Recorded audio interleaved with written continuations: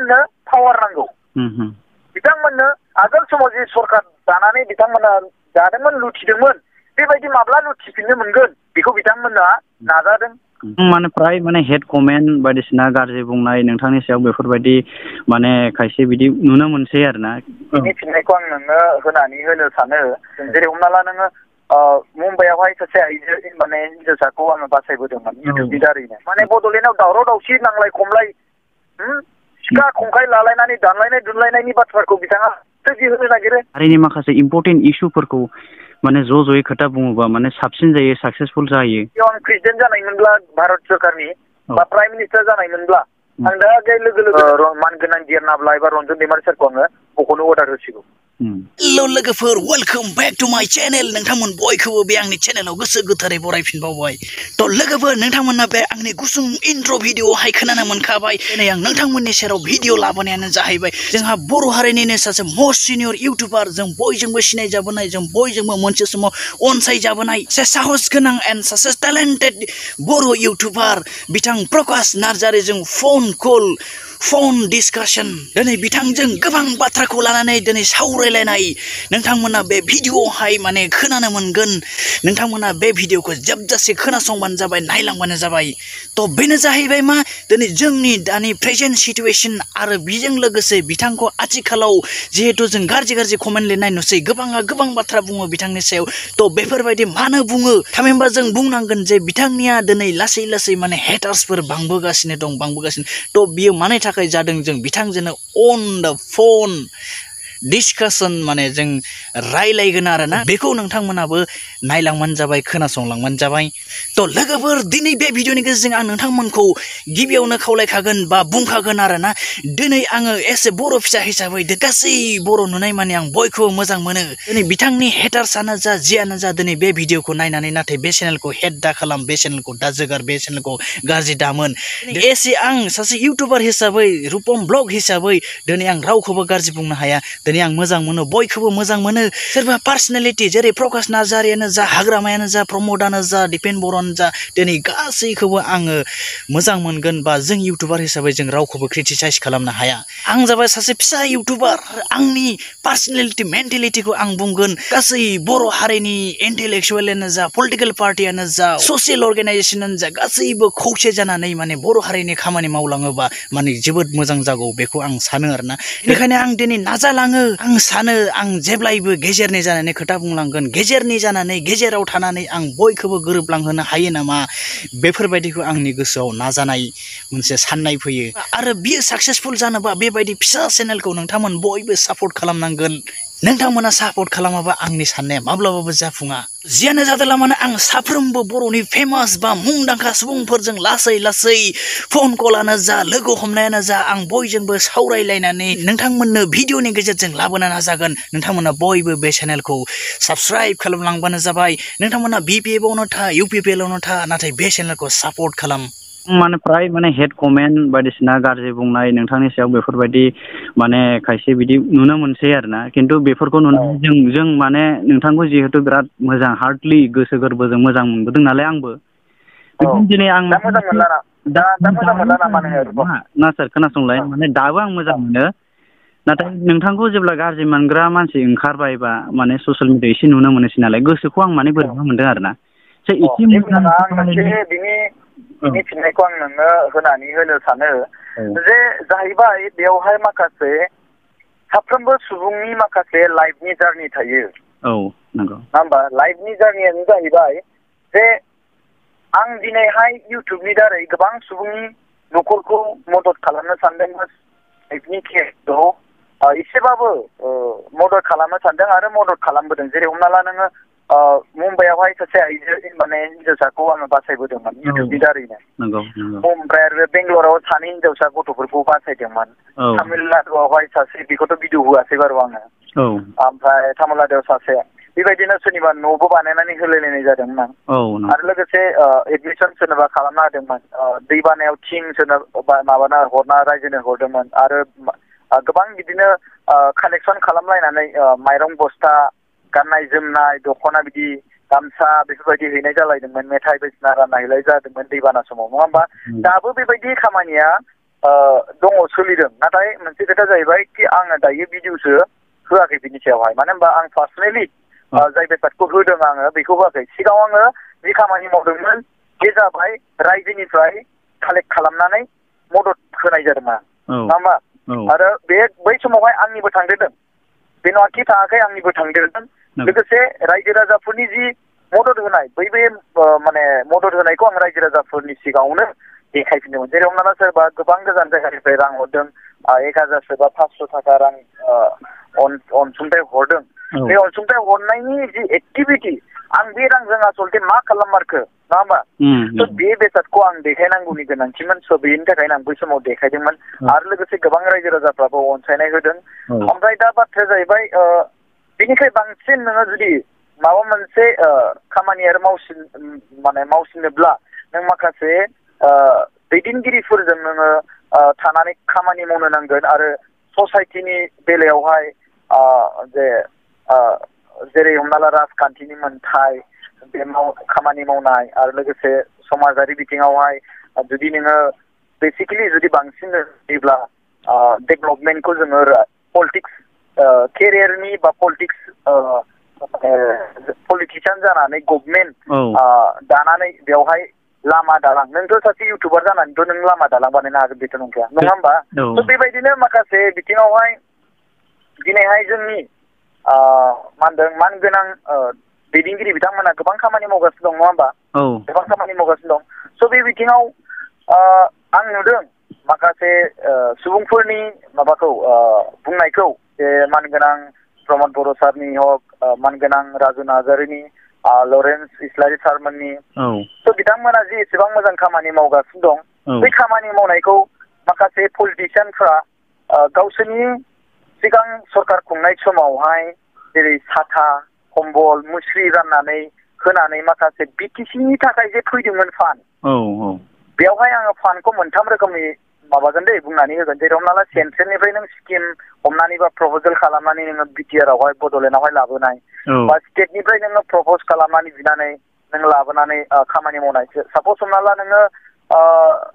मोनसे लामाखौनो हमना ला नोंसिनि जायगायाव मोनसे लामानि नाम बुंबाय देलाय जोंनियाव जेरै बेलस्रिखौनो हमना ला बेलस्रि रड होननानै बुंबाय आङो दा बे बेलस्रि रडआलायनो साप'ज हमना ला 10 किल'मिटार दं दा बै बे 10 किल'मिटारनि थाखाय मोनसे स्किम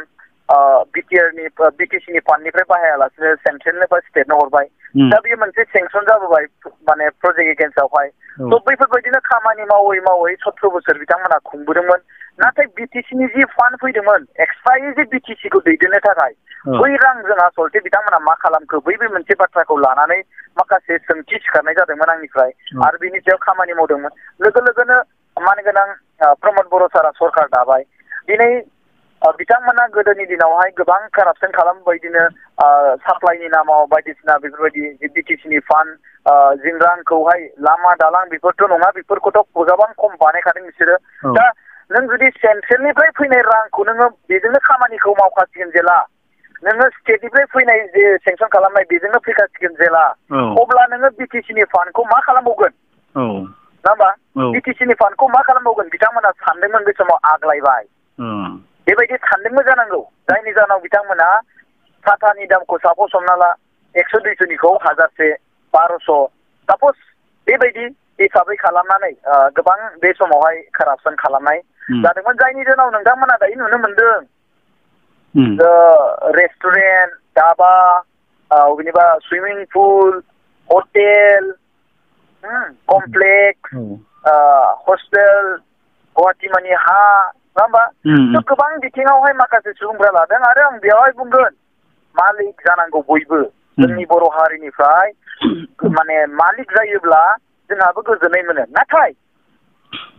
रायजोनि रांखौ लुथिनानै मालिक जानो नाङा रायजोनि रांखौ लुथिनानै मालिक जानो नाङा मानो होनबा नों जेब्ला रायजोनि रांखौ लुथिबाय अब्ला बेवहाय जोंनि थाखाय जे डेभेलपमेन्टनि थाखाय खामानि फैदोंमोन बै खामानिया दंस' जालांजोबो दिनै हमनानै ला नोङो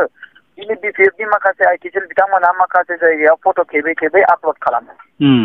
बै बे फट' ओरैबायदि जायगायाव जाय जायगायाव दालां जायाखै लामा जायाखै बिथांमोना बुङो 17 बोसोर डेभेलपमेन्ट खालामदोंमोन नाथाय 17 बोसोरनि डेभेलपमेन्टआ दासिमबो गावसोरनो साफायना खोन्थागासिनो दं नै जों डेभेलपमेन्टखौनो खालामाखै नै जों डेभेलपमेन्टखौनो खालामाखै नाथाय सोंखारिनाया दानि सरखारखौ सोंखारिदों नाथाय रायजो राजानो बिथांमोनहा खोन्थानासो लादों जे जों डेभेलपमेन्टखौनो खालामाखै जुदि खालामदोंमोनब्ला बैफोर मानो ओंखारखो नंगौ नङा औ खालामदोंबा बेफोरबायदियाथ' ओंखारनो नाङामोन ना दिनै गोबां जायगायाव लामा खालामाखै बै लामा जायै जायगायाव खालामै जायगायाव एकदमबारे मा होनदों हाब्रु हाला बेफोरबायदि जायगायाव गोबां लामा बानायबाय दिनै मानगोनां प्रमद बर' सारा बड'लेण्डनि सिङावहाय 100थानिबो बारा स्कुल गोदान गायसनबाय माने इनफ्रास्ट्राक्चार माने स्कुल बिल्डिं माने स्कुल गायसननानै होबाय थ' बेफोरखौ जुदि डेभेलपमेन्ट जुदि बिथाङा जुदि हाग्रामा महिलारि सारा जुदि डेभेलपमेन्ट खालामदोंबा मानगोनां प्रमद बर' सारा फैनानै मानो बेबायदि 100था गोजोन जे 10था 20थाखौ जों जेबो सानलामोन 100थासोनि बारा बेखौ मानो गायसननो गोनां जाखो बिथाङा दिनै रुल एन्ड रेगुलेसनखौनो मोनथियामोन माखासे पलिसि दानो रोङामोन गोजामनि स्टाइलखौनो दासिमबो बिथाङा सोलिबाय थायो स' आपग्रेड जानांगौ जाय आपग्रेडखौ कन्टिनिउ लाखिबाय थानो थाखाय जाय डेभेलपमेन्टखौ नुनानै आङो माखासे दैदेनगिरिफोरनि सापर्टआवहाय आङो नुनानै बिसोरो जेब्ला मदद होदों जेब्ला लाइमोनखौ जुदि मदद होदों जेब्ला रायजो राजाखौ मदद होदों दिनै बिथांमोनाथ' दैदेनगिरि हिसाबैथ' बिथांमोनहा एकदमबारे बुंनानैथ' लानाय नङाना स' जों माखासे सुबुंफ्रा नोंबो बुंनानै होनांगोन बयबो बुंनानै होनांगोन मानो होनबा बे जाबाय मोनसे राजखान्थि नालाय दा राजखान्थियावहाय बिथांमोना राजखान्थि खालामनो नाजाखागोन मानो होनना बुङोब्ला बिथांमोननो पावार नांगौ बिथांमोननो आगोल समाव जे सरखार दानानै बिथांमोना जादोंमोन लुथिदोंमोन बेबायदि माब्ला लुथिफिननो मोनगोन बेखौ बिथांमोना नाजादों सार माने दा जोङो दा नैबे मोनसे खोथाखौ माने फ्राय मानसिया एसे कनफिउजन जायो आरोना जों माने नोंथांखौ माने फ्राय पलिटिसियान होननानै दिनै बुंग्रा जाबाय आरोना किसु कमेन्ट्सफ्राव माबाफ्राव बायदिसिना बेफोरबायदि आरो दा बै बिथिङाव नोंथाङा आं मोनसे बाथ्राखौ बुंनि पलिटिसियान आरो इउटुबार बेखौथ' गेजेर गेजेर मानसिफ्रा गावसोरनो बुंनानै होयो नङा होमबा दिनै आंथ' बुंना लायाखैना पलिटिसियान होननानै आंहा आरो पलिटिक्सआव जेबो बिबानबो गैखाया नंगौ नङा होमबा नंगौ आंहा मा आंना खामानिया मा रायजोनि थाखाय माखासे राइट्सखौ बिनानै होनाय बा रायजोनि थाखाय माखासे मोजां आपडेट होनाय रायजोनि थाखाय मोजां खामानि मावनो नाजानाय जेसेबांखिनि हायो दा दिनै माखासे सुबुंफोरा दिनै आं साप'ज हमनानै आङो जुदि इउपिपिएल गभर्नमेन्टखौनो आङो साप'ज जुदि आङो सापर्ट होदोंब्लाबो इउपिपिएल गभर्नमेन्टनिफ्रायबो माखासे सुबुंफ्रा आंखौ फैयाबो जानो हागौ दिनै आङो आबसुनि दैदेननायखौ आं जुदि सापर्ट खालामदोंबाबो आबसुनि दैदेननायनिफ्रायनो सोरबा आबसुनि थाखाय मोजां बाथ्रा बुंदोंब्लाबो आबसुनिफ्रायनो मोजां मोनैबो थानो हागौ दिनै आंथ' आरो बिपिएफनि माखासे कारापसनखौसो आं बुंबावदों अब्ला बिसोरथ' सिरि थानाय नङा दिनै बिथांमोननि माखासे दैदेननायनि सायावहाय आं बुंदों अब्लाथ' बिसोरथ' सिरि थाखानाय नङा दिनै आइटिसेल होननाय मोनसे ओंखारो थ' बिपिएफनि आइटिसेलफोर होननाय बेफोरबायदि माखासे सुबुंफोरा दिनै आंनि सायाव माखासे फेक फट' बानायो बा आंनि न'खरनि गेटआव फैनानै न'नि गेटआव फैनानै भिडिअ बानायो आपल'ड खालामो बे गोनांथि नामा दिनै बिथांमोना आंनि खामानि मावनाय आं मुम्बाइनिफ्राय मानसि लाबोनाय रेस्किउ खालामनानै आरो बिनि गेजेराव बेंगालरनिफ्राय लाबोनाय तामिलनाडुनिफ्राय लाबोनाय सोरनिबा न' लुना होनाय बेफोरखौ मानो बिथांमोना भाइरेल खालामना होआखै मोजां मोजां खामानि मावनायखौ नङा होमबा इसेबां भाइरेल खालामनो गोसो दंमोनब्ला दिनै बेफोरखौ माने निउसाव होआ नङा होमबा स' बाथ्राया जाहैबाय साप'ज हमना ला हाग्रामा महिलारि सारनि जे खुंथाय समनि माखासे गोरोन्थिखौ आं जेब्ला बुङो अब्ला बिसोरो खोनासंनो हाया आरो थानो हाया मानो होनबा सैथोआ ओंखारबाय नालाय आरो सैथोआ बुंजाबाय नालाय सोरजोंबा स' बे सैथो बुंग्राखौ बिथांमोननि आइटिसेलनि टिमा माखासे बाथ्रा माने बुंनो हागौ कमेन्टनि दारै बे नाथाय रायजो राजा नङा बिथांमोना माखासे फेक एकाउन्टबो खालामो जेराव बिथांमोननि महरबो गैया मालायनि पिक्सार लागायनानै होयो आरो बिथांमोना माखासे नर्मेल एकाउन्ट खालामो जेराव बिथांमोननि एड्रेसबो गैया नाथाय प्रफाइलखौ लक खालामना दोनो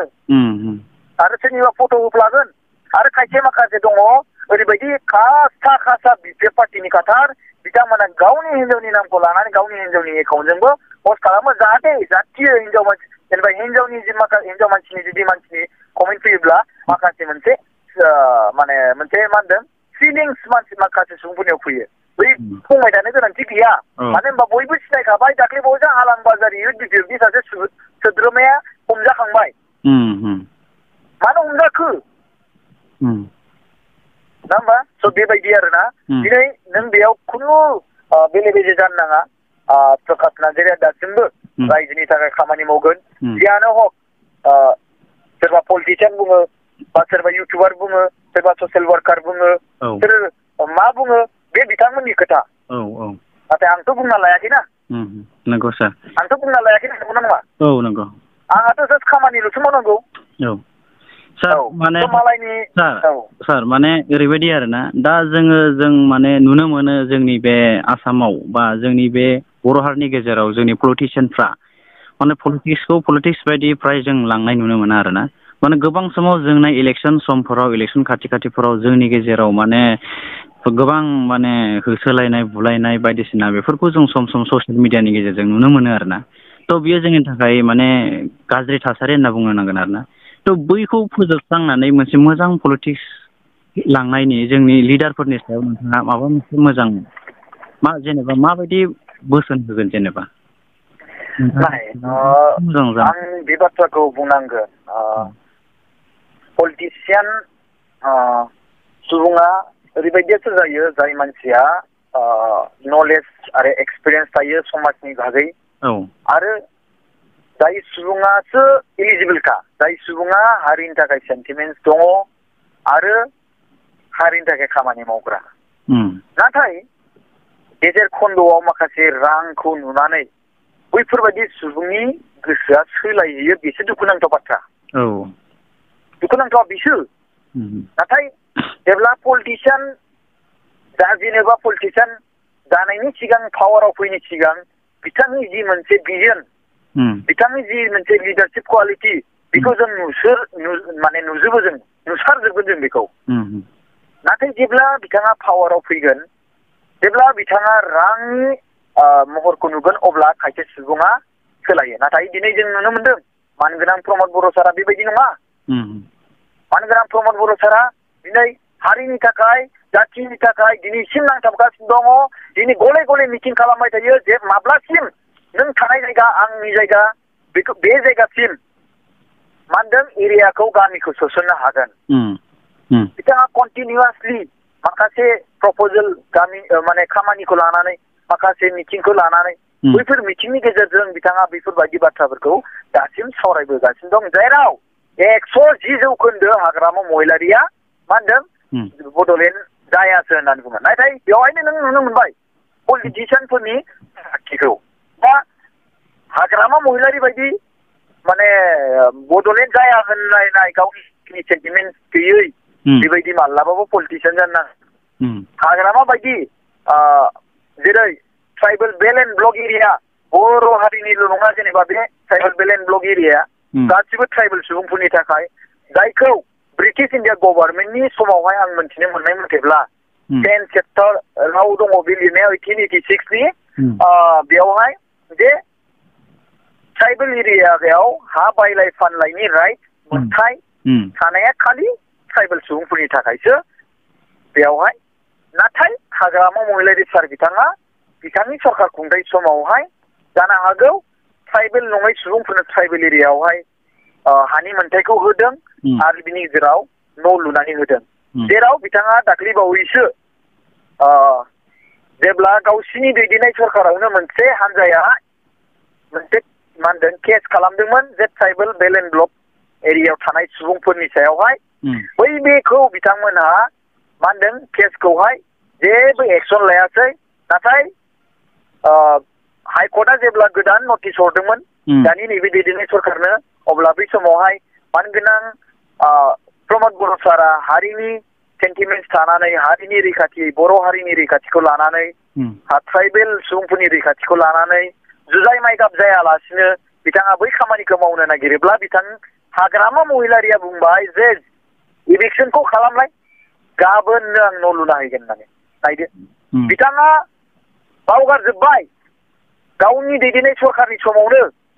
बेसेबां बर' सुबुंफोरनि न'खराव न' लुनानै होआखै न' गैया सरखारनि बिथांमोननो बे न' लुना होयोमोन बिथांमोननो बे न' लुना होयोमोन दिनै आरो बेबो ओरैबायदि सुबुंफोरनोसो न' लुना हैनो नागिरदों जायफोर सुबुंफ्रा ट्राइबेल नङा बे ट्राइबेल नङै नङाजों खोथा गैला जेनेबा सासे पलिटिशियाननि थाखाय नाथाय ट्राइबेल नङै सुबुंफोरनो जेनेरेल जायगायावहाय लुनानै मानो ट्राइबेल हायाव लुनानै होनांगौ स' बेबायदि लिडारखौ बेबायदि दैदेनगिरिखौ जों मा बुंगोन हारिनि सासे दुश्मननि बाथ्रा बुंनाय बायदि जोङो नुसारनो मोनो बा बियो हारिनि सेन्टिमेन्ट गैयि बायदि जों नुसारनो मोनो नोंगौ सासे पलिटिशियाना जेनेरेल जानांगौ बेवहाय जुजाइ माइगाब जानो नाङा आं नोंथांखौ बुङाखै नाथाय ट्राइबेल बेल एन्ड ब्लकआ गोदोनिनो रुल सिगांनिनो रुल्स बेखौ इमप्लिमेन्ट खालामनांगौआ नोंनि दायथ' नाथाय नोंबो खालामा गुबुनखौबो खालामनो होआ गेजेराव माने बड'लेण्डआव दावराव दावसि नांलाय खमलाय सिखा खंखाय लालायनानै दानलायनाय दुनलायनायनि बाथ्राखौ बिथाङा सोरजि होनो नागिरो बिथाङा जेब्ला जेबोखौनो बुङामोनब्ला अब्लाथ' रावबो बेबायदि साहस मोननाय नङामोनलै जुदि दाबायदि इलेक्सन खालामोबा सिखारनो हानाय रावनावबो साहस जानाय नङामोन नाथाय बिथाङाथ' दायो बुंनाय लोगो लोगोथ' साहसथ' जासिगोन ना बिथाङा जेबो खालामना बुंनाङामोन राजखान्थिबाबो बिथाङा जेबो बुंनाङामोन सिरि थामोन नङा होमबा जेबो बुंनाङामोन दा दिनै बड'लेण्डनि गेजेराव मोनबेसेथो पार्टि दं खमसे खम पिपल पार्टी बिपिएफ पार्टी आरो बिजेपि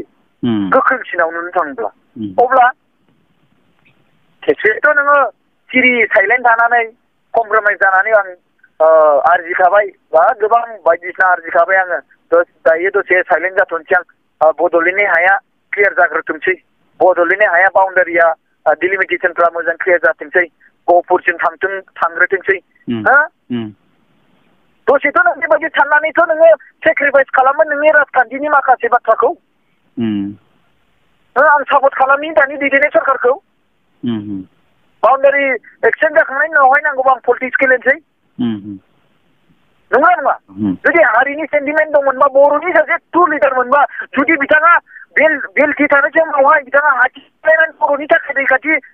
माने रैखाथि खालामनो थाखाय हाथियार दिखांलायदोंमोनब्ला बे खामानिखौनो मावनो हाया बिथाङा बबेनि दैदेनगिरि जाखो बियो बेनिखायनो बुङो आङो बेबायदि दैदेनगिरि जानो नाङा बेबायदि पलिटिशियान जानो नाङा स' नों दायो रिजाल्टखौ मोनबाय जानांगौ सार आं जों लुबैयो जोंनि नैबे जिहेतु बिटिसिनि बाहेराव गोबां लाख बर'फोरा दंबावो आरोना माने जोंहा एमपि आरो एमएलए सोर दं फ्राय बिटिसिनिफ्रायनो गोबां एमएलए बे बिपिएफआनो जा इउपिपिएलआनो जा बेफोरबायदि आरोना फ्राय माने बिटिसिनिफ्रायनो जोंहा दङ आरोना दा बिथांमोना एसे बिपिएफबाबो इउपिपिएलबाबो साफा साफा एमएलए जादों बा एमपि जादों नाथाय बे हल एसे आसाम एसेम्ब्लिनि हल आसामनिनो बायदियानो जाहैयो आरोना गासै आसामनि गासै आयेन कानुननि सोमोन्दै बिथांमोना बुंनायनि माखासे राइट्स दं आरोना जेनेबा बुंनो हायो पावार थायो बिथांमोना नङा होमबा थ' गोबां मानसिफोरा माने बिथांमोना पलिटिशियान बा बिर'धि पार्टिब्लाबो बेरेखा दोलोबाबो बिथांमोना माने फ्राय गोबां खामानिफोरखौ ज'यै खोथा बुंलायोबा हारिनि माखासे इम्पर्टेन्ट इस्युफोरखौ माने ज'यै खोथा बुङोबा माने साबसिन जायो साक्सेसफुल जायो बेफोरबायदि बाथ्राखौ माने लुबैयो जाय खामानिखौ हाग्रामा महिलारि सारनि पार्टि बिपिएफ पार्टिया मावनो नागिरा नोंथाङा दा नुगासिनो दं जाय खामानिखौ बिथाङा दिनैसिम फार्स्ट टाइम खेबसेल' जेब्ला इउपिपिएल पार्टिया सरकार खुंदोंमोन मानगोनां प्रमद बर' सार जेब्ला चिफ जाजेनदोंमोन बै समनि गेजेराव मोनसे एसेम्ब्लि जानाय बै एसेम्ब्लियावल' बिथाङा फैनानै ओरैनो माखासे फेक बाथ्रा बुंसावनानै थांदों आरो बिनि सासे हारिनि बा सासे बड'लेण्डनि सासे बयनिबो दैदेनगिरि माखासे माने सेन्टिमेन्ट दंमोनब्ला माखासे जेंनाखौ लानानै बिथाङा दिनै एसेम्ब्लियाव फैनानै Bodoland territorial council legislative assembly बेयाव फैनानै बिथाङा माखासे माने जेंनानि सायावहाय कुइसन राइज खालामफैनो हायोमोन मानगोनां प्रमद बर' सारनि सायावहाय बुंफैनो हायोमोन नङा होमबा दिनै बिथाङा ट्राइबेल बेल एन्ड ब्लकनि सायावनो बे बाथ्राखौ बुंफैनो हायोमोन नाथाय बिथाङा खालि बाहेर दिनै बिथाङा मा होनदों बाथ्राफोरखौ बुङो जेराव बिथाङा ल'खौनो सनमान होनो रोङा आरो बिथाङा पलिटिक्स होननाय बाथ्राखौनो बारा मोनथिया बिथाङा जास्ट डाइरेक्ट फैबाय माने सिफ जाबाय रावबो पलिटिशियान गैया माने पार्टि गैयामोन नालाय बर'नि गेजेरावहाय मोनसेल' जाना दंथ'योमोन नालाय दा बेबायदिनो दा सोरजिबाय लोगो लोगोनो माने पावारा थांबाय जायनि जेराव बिथाङा दायो थानो हाला बिनि आखायाव माने जि पावार गैला नालाय जे बिथाङा खालामनो मा मानो ओरैबायदि जाबाय खायसे सुबुङा ओरैबायदि जे जेनबाथाय सहायनो हाया थ' बे बिथिङावहाय लिस्टआवहाय मानगोनां हाग्रामा महिलारि साराबो गोग्लैयो बेखौनो जों नुनो मोनदों दिनै बिथाङा गावनिखौल' अं अं नङा होमबा गावनिखौल' अं अं दा मालाबा बिथाङा फैनोबो हालाय गलाय अं अं बाथ्रा बुंगोन ब्लड थांलायगोन बिथाङा नङा होमबा बै समावहाय फार्स्ट एसेम्ब्लियावहाय फैबाय अं अं अं अं बुंबाय एकदमबारे गावनिखौल' अं अं बुंनानै ब्लड थांबाय दिनैसिम दासिमबो रायजोनि थाखाय जेबो जेंनाखौ मा होनदों बुंनानै होफैया आरो बेवहाय कुइसन राइज खालामफैया बेनो जाबाय लिडार बेखौथ' जुदि हारि सोरखौ बुङो लिडार रायजोनि थाखाय खामानि मावग्रा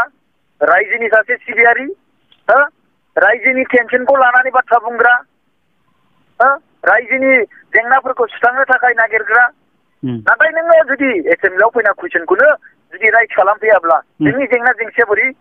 नोंनि रायजोनि जेंना जेंसिया बोरैहाय सुस्रांजागोन दिनै बै बे थासारिखौ जों जुदि नुयोब्ला मानगोनां हाग्रामा महिलारि सारनि जि माने राजखान्थि बे माने राजखान्थियानो माने नङा बेयो मोनसे मा होनदों बेखौ अहंखार राजखान्थि सिस्टेमसो बेना